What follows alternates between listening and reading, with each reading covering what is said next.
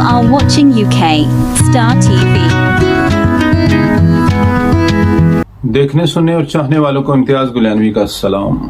آپ دیکھ رہے ہیں UK سٹار ٹی وی.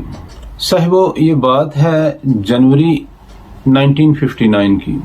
حکومت کو یہ رپورٹ دی گئی کہ کراچی شہر پاکستان کے دارالحکومت کے حوالے سے انتہائی غیر مناسب اور انتہائی غیر محفوظ ہے، اس لیے دارالحکومت کو پاکستان کے کسی اور شہر میں شفٹ کیا جائے. اس وقت صدر ایوب خان کی حکومت تھی. انہوں نے جنرل یحییٰ کی قیادت میں ایک کمیشن بنا دیا اور انہیں کہا گیا کہ 3 مہینے کے اندر اندر مشرقی اور مغربی پاکستان کے تمام شہروں کا جائزہ لے کے ہمیں رپورٹ پیش کی جائے. کمیشن نے مشرقی اور مغربی پاکستان کے تمام شہروں کا جائزہ لیا اور 3 مہینے کے بعد بڑی عجیب و غریب رپورٹ حکومت کو پیش کر دی. عجیب و غریب اس صنف میں کہ رپورٹ میں کہا گیا تھا کہ مشرقی اور مغربی پاکستان کے موجودہ شہروں میں سے کوئی بھی شہر ایسا نہیں کہ جس کا طرز تعمیر پاکستان کے دارالحکومت کے لیے مناسب ہو. ساتھ ہی کمیشن نے یہ رپورٹ دی تھی کہ پنڈی کے نزدیک پٹھوار کا ایریا جو ہے وہ نئے دارالحکومت کے لیے سب سے زیادہ مناسب ہے. ضروری کارروائی کے بعد 15 جولائی 1959 کو باقاعدہ اعلان کر دیا گیا کہ پاکستان کا نیا دارالحکومت پنڈی کے نزدیک پٹھوار کے علاقے میں بنایا جائے گا. اس سلسلہ میں اخبار میں باقاعدہ اشتہار شائع کیا گیا اور لوگوں کو بتایا گیا. اب اہم سلسلہ اس دارالحکومت کا نام رکھنے کا بھی آ گیا. مختلف اخبارات میں باقاعدہ اشتہار شائع کیا گیا کہ اس نئے دارالحکومت کا نام تجویز کیا جائے اور جس شخص کا تجویز کردہ نام پسند کیا جائے گا اس کو 1000 روپیہ انعام اور تعریفی سند بھی دی جائے گی. پورے پاکستان سے ہزاروں لوگوں نے اس کے لیے نام لکھ کر بھیجے.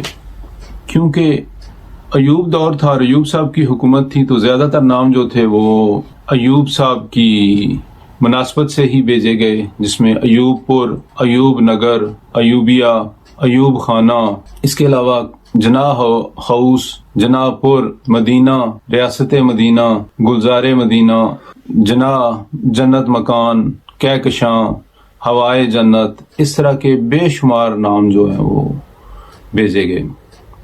لیکن جو نام ہمارے نئے دارالحکومت کے لیے پسند کیا گیا وہ تھا اسلام آباد. اس نام کا کوئی بھی شہر اس وقت دنیا میں کسی جگہ پہ موجود نہیں تھا.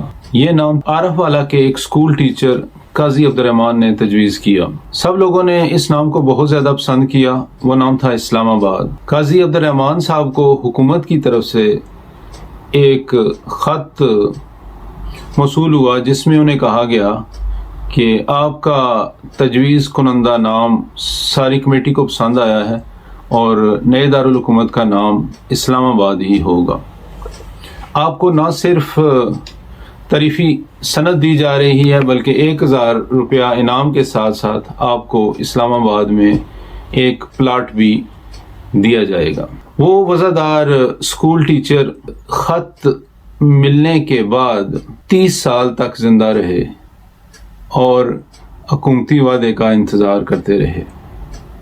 کئی بار انہوں نے دفتروں کے چکر بھی لگائے اور ارباب اختیار سے رابطہ بھی کیا، لیکن 1990 میں ان کی وفات تک حکومت اپنا وعدہ وفا نہ کر سکی اور انہیں اسلام آباد میں کوئی پلاٹ نہ مل سکا. یہ ہمارے بے شمار المیوں میں سے ایک المیہ ہے. جہاں تک اس نئے دارالحکومت کی بات تھی تو اس کے لیے یہ کہا گیا تھا کہ 15 کروڑ روپے ہر سال اس پہ خرچ کیے جائیں گے اور کوشش کی جائے گی کہ ہر سال کم از کم 3 لاکھ لوگ یہاں پر آباد ہوں.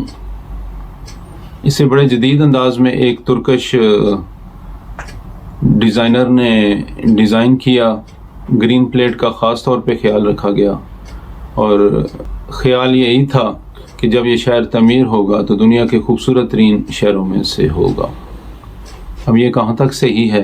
آپ اسلام آباد کی وزٹ کریں، اسلام آباد کی سیر کریں اور بتائیں کہ واقعی یہ دنیا کے خوبصورت ترین شہروں میں سے ایک ہے یا یہ ایک خیال ہی تھا جو خیال ہی رہا. میں اپنی رائے محفوظ رکھتا ہوں کیونکہ میں نے اپنی عمر کا ایک بڑا حصہ اسلام آباد میں گزارا ہے اور میری اپنی ایک رائے ہے اسلام آباد کے بارے میں. اپنا بہت زیادہ خیال رکھیے گا. کسی اور ٹاپک میں کسی اور ویڈیو میں آپ سے ملاقات ہوتی ہے. السلام علیکم. You are watching UK Star TV.